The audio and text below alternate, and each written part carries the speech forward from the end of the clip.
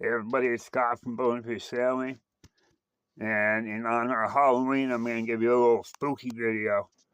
So, off of the southern tip of Andros, a few years ago now, the guide and I was just the two of us in the boat, and we were there were clouds going back and forth at three different altitudes, and trying to find sunlight to fish was nearly impossible. So, if you're familiar at all with Andros or not, off the eastern edge of it, it drops off into over 5,000 feet of water very quickly.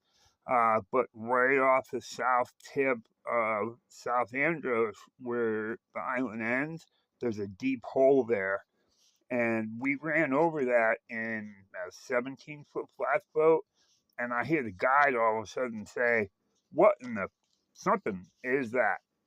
And we turned around and go check it out, and it was a sawfish that was somewhere between 25 and 30 feet. I mean, it dwarfed the 17-foot flat float we were in. The bill was every bit of 6 feet and longer, and we followed it around that hole there for a little while. It could have gotten out, but it did get kind of shallow in a couple spots. But after probably, it seemed like forever. It was probably 5 minutes or so. The guide said, we better leave it alone before it flips the boat over and kills us.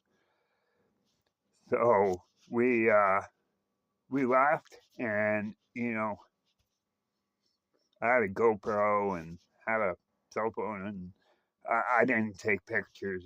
It was all about enjoying that experience, but that was one of my favorite experiences, maybe my favorite experience ever bone fishing. And it had nothing to do with bonefish except not catching them because of how many clouds there were out there.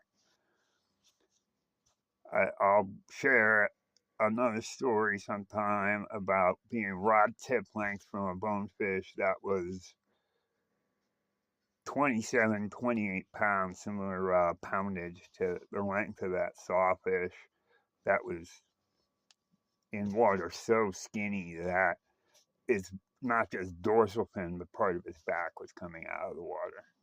That's the bonefish that I want to catch. Happy Halloween, everybody.